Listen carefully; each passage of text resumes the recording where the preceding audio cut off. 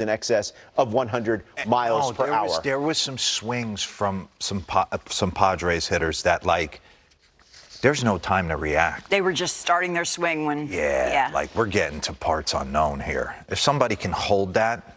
I just hope he's, be careful. I hope everything... We're going to have to move the mound back or something. The course. Guys start showing up like that.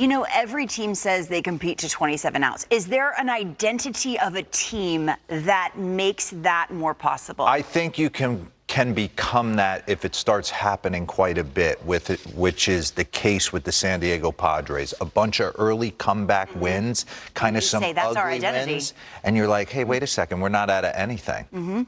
I think obviously their lineup's going to get going. Tatis is going to get hot at some point. Manny's going to get hot at some point. I think the lineup name recognition is kind of winning them some ball games right now. I think finding a way to score some runs, I think they're only going to continue to get better. But the two things that stand out for me is they have like 7 or 8 weapons in the bullpen that they can shut a game down with. Yeah. Okay? Arguably, we're watching one of the nastiest closers ever do it in Mason Miller. But you look at their 2026 MLB bullpen ranks. The ERA is 10th, but the expected ERA is 1st. Fielding independent pitching, things you can control. Walks, strikeouts, homers, they're second. Fangraphs WAR, they're first, and whiff percentage, they're first. And the list goes on. I mean, options for days. Mason Miller, Jason Adam, Estrada, Wandy Peralta from the left side, Morahone from the left side. They've been fantastic. And I know you got to get some upside play. Randy Vasquez has pitched way above his pay grade. Yeah. And Michael King's a 1. He is. Michael King has proven to be a 1 for a while now. I mean, you take a look at ERA leader since August 24 of 2023. This is some heavy company he's keeping right here. Yeah, Nays is in my ear saying that's the day the Yankees put him in the rotation. Since that day, look at where he's. I mean, and if you watch him, and Adam Ottavino, I keep bringing him up. You like him a lot. Well, I had him on Team USA. He's a real cerebral kind of guy. He said something that kind of piqued my interest the other day when Michael King was throwing. He was saying he was throwing a lot of change-ups, fast sinker change-up, not a lot of sweepers in the beginning of the game. And it's like what Adam was saying is you can practice underneath on the traject machines, sinker sweeper. It's tough. It's tough to get reps on good change-ups. Ooh. And I thought I was like, you know what? It makes a ton of sense. He's not lying on that. There. But Michael King, thinking man's guy in the ball, spraying all over the. We're going to talk more about the San Diego Padres a little bit later on this Thursday edition, special expanded edition of MLB Central, on with you until 12:30 Eastern time. Jeez. Well, it's just something you got to roll with. Hey, we don't have a choice. Exactly. Fine with every injury. Max Fried, though, different. Good Thursday morning to you, JP. When he was pulled after 3, sore elbow, everyone kind of held their breath. And then he said after the game, I hope to make my next start. Make sense of this. Give me some good news out of the Bronx. Lauren, good morning. Tough trip for the Yankees. Yeah. Tough news yesterday. No definitively positive updates yet. But to your point, Lauren, after the game yesterday, the Yankees seemed somewhat optimistic, at least, that Fried's issues will not keep him out long term. Now, it's being described as elbow soreness.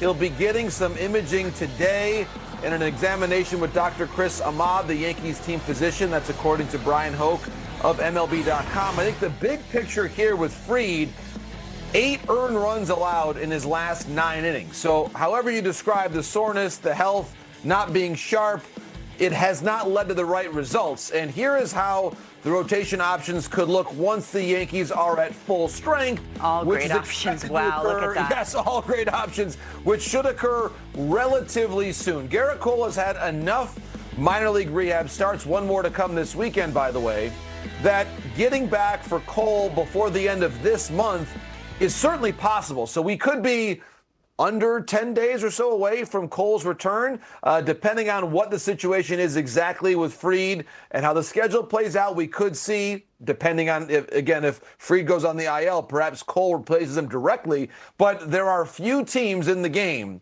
that could withstand any length of absence from a pitcher of Fried's caliber, quite like the Yankees could because of the way that Weathers and Warren and Schlittler have all pitched this season. So again, a bit of a nervous day as the Yankees await word, but there is some guarded optimism that Fried is not going to be out for a long period of time. Thank goodness he has been the model of consistency really since Garrett Cole went down all last year. I was thinking the other day, JP, because we had Mickey Moniak in studio and we're seeing his talent kind of rise. And then JJ Bleday as well. And I'm thinking top draft picks doing big things. What's behind JJ's numbers lately?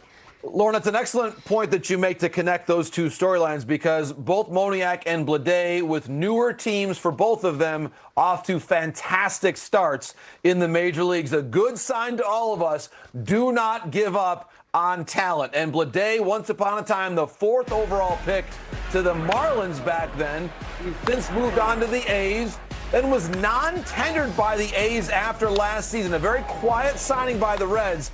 He has been in the major leagues with Cincinnati, Lauren, less than 20 days. And Terry Francona had him batting cleanup yesterday. I love the story. He begins batting 7th, then 2nd, and now 4th. Francona has given him some praise for the ability to hit the fastball, but also to stay on balance, to potentially get to some off-speed pitches too.